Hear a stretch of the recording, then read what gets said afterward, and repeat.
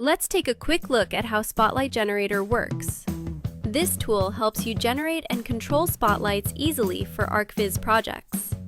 Now, let's move on to the installation. Step 1. Open your drive and navigate to Autodesk, 3ds Max, Scripts. Open the Spotlight Generator folder and copy the required script file. Paste the script into the Scripts folder.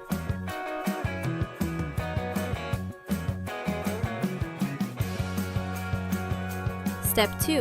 Run 3ds Max as administrator.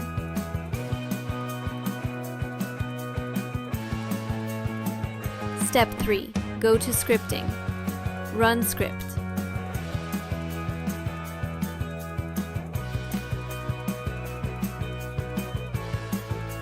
Step 4. From the main menu, go to Customize, Customize User Interface, Toolbars. In Category, select Archviz Tools.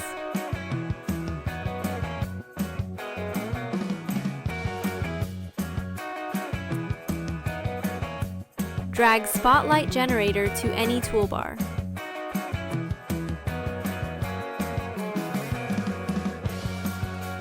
Before using the script, make sure V-Ray or Corona Renderer is selected as the active renderer.